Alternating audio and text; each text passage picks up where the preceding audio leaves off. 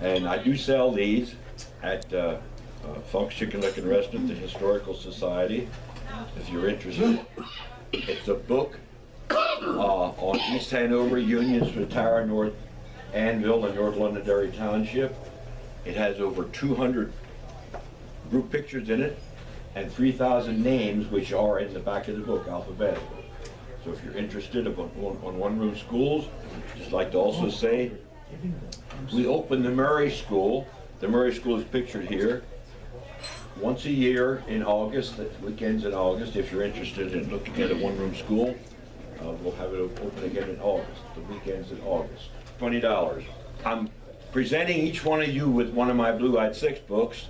Blue-Eyed Six, 1878, December the 7th of 1878.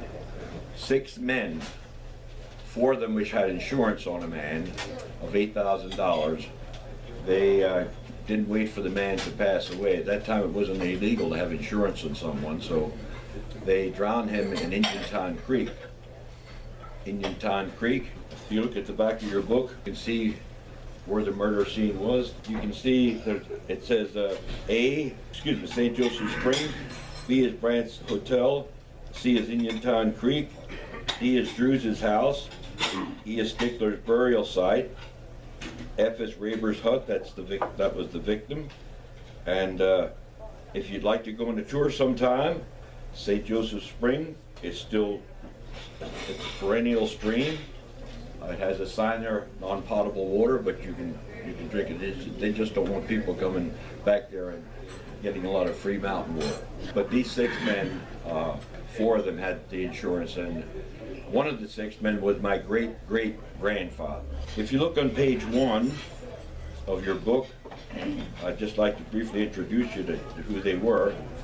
The victim was Joseph Raber, and he is buried at Moonshine Church. Now, the reason I did this book, Edna Carmian did a book on the Blue-Eyed Six, but she did not indicate where any of them are buried. And so I was curious to know where they were buried.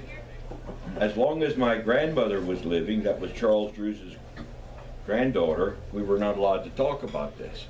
But after my grandmother passed away in 1970, my grandfather and I had a conversation, and I'm going to take you through that. And I just want you to, 2 of my favorite people when I was growing up was Paul Harvey and Edward R. Murrow. Paul Harvey was the rest of the story, so that's what I'd like to share with you. And Edward R. Murrow was You Are There. So I want you to pretend, looking through this book, that you are there. So getting back to page 1, Joseph Raber is buried in Moonshine Church.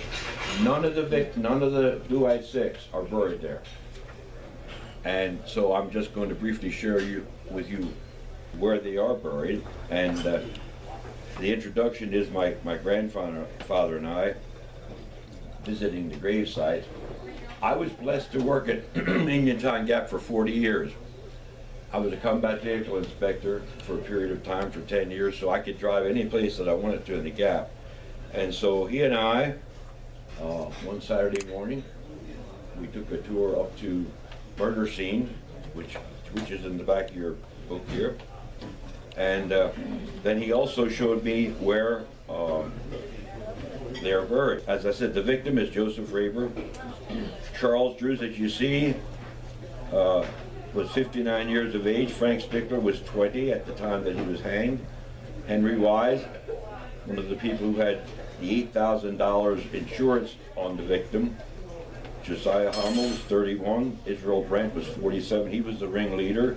He owned the hotel where most of the activities took place as far as the planning of the murder. And George Zeckman was 40, and George Zeckman was the only one that was acquitted. And the reason that George Zeckman was acquitted, if you read this book, you'll find out he never confessed to the crime. It was not illegal to have insurance on people, and so he had a very good lawyer, and he was found innocent of any wrongdoing as far as the murder is concerned. The Kreider brothers did a play on Blue-Eyed Six. Ed and I were both in the play. Judge Gates was in the play, and he played the part of the reporter. And whenever they would start, they would say, how many people are related to the Blue-Eyed Six? So I'm going to ask, but they had a lot of children. Drews had 11 children. Wise had 7, Zekman 6, Frank from his first wife had 2, second wife 4. Frank Stickler was not married, and Josiah Hummel was engaged to be married. So there was a total of 30 children at that particular time. As I said, this took place on December the 7th of 1878. Okay, I'd like you if you would turn to page 2, and this is the rest of the story. If you look on page 2, you will see that there's a gravesite, and then there's a road. That's a tank trail up in the upper part of that picture there. I drove by this grave many, many times, road testing tanks, never realizing that one of my relatives was buried there. So my grandfather and I, a tour, we went up towards Millstone Mountain, we turned before you get to the cemetery, and we took a tour up to McLean Road. About a quarter of a mile, we stopped, and if you look in the bottom of page 2, you'll see a pile of rocks. My grandfather said, stop the truck, we're going to get out, there's Frank's grave. And I said, that's Frank's grave? I said, how do you know? He said, what the hell do you mean, how do I know? He said, that's where he's buried. He said, I've been coming here for years. And he said, that is where he is buried. Just a pile of rocks. After I found this out and after I did the book, Francis Ditzler and Bill Schaefer, who is he sells the tombstones, he's a very generous man, as you know. And he provided the grave marker for Frank, and as you see the grave marker there. And then the Historical Society also got involved, and they chained it off, and that's the original pile of rocks. We just cleaned them up a little bit, cleaned some of the debris up, but it says the gravesite of Franklin Stickler. Well, I was really surprised, and so he said, well, I'll take you to the murder scene. So I just want you to turn briefly to the back of your book. Where you see E there in the picture, that's Frank's grave, approximately where he's buried, on just alongside of McLean Road.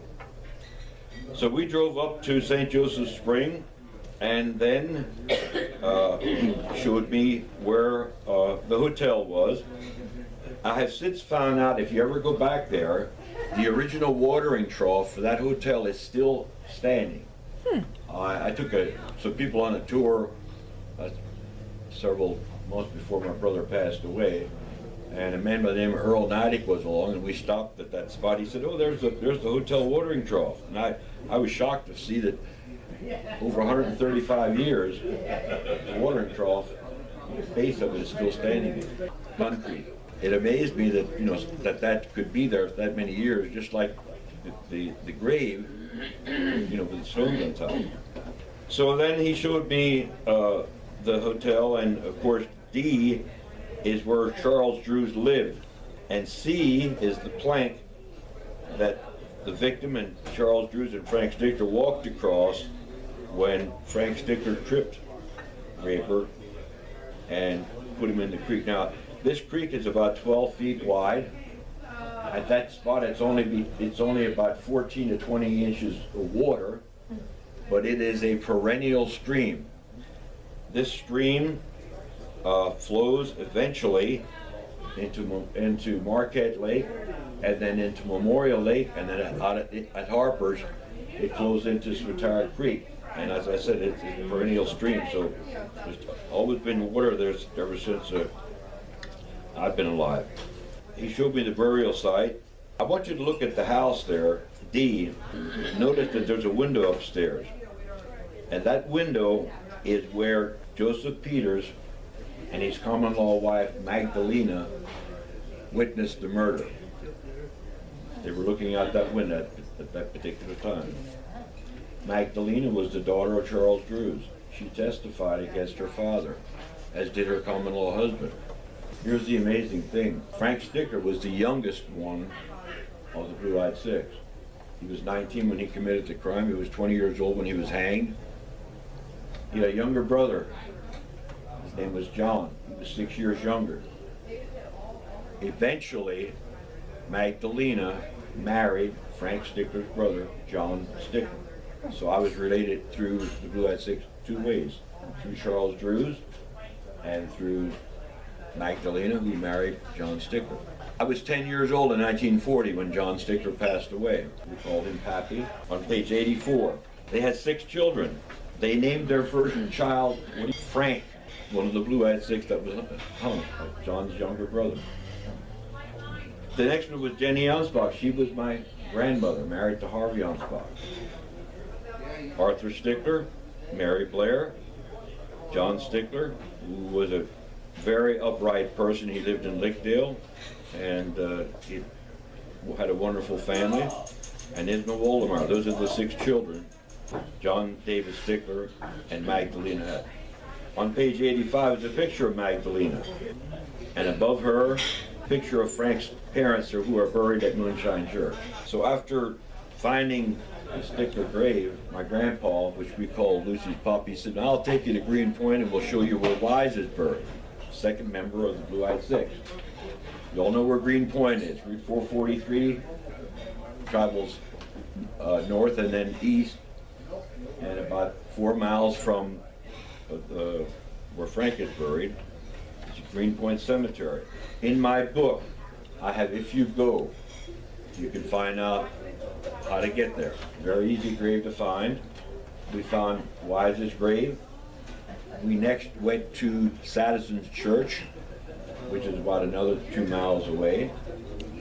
And then we found Hummel, Josiah Hummel, and the man that was acquitted, Zeckman. We found his grave. So that was 4 of the 6 graves. My grandfather was getting a little tired at the time, so he said, okay. He said, I showed you 4 of the 6. He said, now your mom can take you to Mount Lebanon Cemetery. Now this was really interesting to me because I had no idea that my great-grandfather was buried in Mount Lebanon Cemetery. Anybody ever been to Mount Lebanon Cemetery? It is the largest cemetery in Lebanon County. There are approximately, at that particular time, there was over 22,000 burials there. The day that my mother and I went there, we happened to see the caretaker. And so I said, my mother and I are looking for Charles Drews' grave. He said, that is the most visited grave in the cemetery. And he said, you are in luck. Brant's kids just got him a brand new grave marker. If you turn to page 8, and he said it's as if they were saving this spot for Israel Brant. Israel Brant is buried right alongside of Charles Drews. If you see, when we found this grave on the left-hand side, that's the original marker. You can barely see Charles Drews. It says Company F, 93rd Pennsylvania Volunteers. And there's a picture of Charles Drews on the opposite page. There was 3 policies of $8,000. 3 policies of $8,000. Now, of course, Charles Drews and Frank Stickler didn't have the policies. The other 4 men did. Zeckman, Wise, Hummel, and Brant had the policies. My nephew, Brian Wolf, is doing an expansion of my book. It's called Lobo. He has a lot more detail using Mrs. Carmian's book and my book as far as insurance is concerned. 838-6077, area code 717-838-6077. And how much is the book? The book is $10. They are for sale at Fox in Palmyra and at the Gap, Lebanon County Historical Society, and also Yancey's Body Shop. Since she no longer has a shop, Yancey's is. Getting back to Charles Drews, when I saw his grave marker, I thought, isn't it a shame? You can barely read this. And if it wouldn't have been that Israel Brant's kids just got Brant a new grave marker, you probably wouldn't have been able to find it. So again, Bill Schaefer, I asked him if he would make a marker. As you see, it says Charles Drews. Everyone see that on page 8? Mount Lebanon Cemetery has a rule that I didn't know about, that any grave marker has to be approved by the board. I didn't know that, but when Bill sold me this, he called me up. He said, hey, Wayne, he said, you're really in trouble. He said, they're gonna dig up that marker because you did not get permission to put that marker there. And he said, unless you pay them $50, so I had to pay a fee of $50 in order to get that marker that Bill Schaefer made for me, for my great-great-grandfather. Brother used to say it's only money. In honor of John, I said, John always said, it's only money, right? And isn't it nice if you can share what you have? After I did the book, my daughter did some research, and she found out that Charles Drews is on the Pennsylvania Monument up in Gettysburg. So she took these pictures for me. This picture is also in the book that I gave. But isn't it amazing that Charles Drews, who was born in Germany, the mayor was talking about singing. He had a wonderful singing voice. So one of the things I inherited from Charles Drews is my singing voice.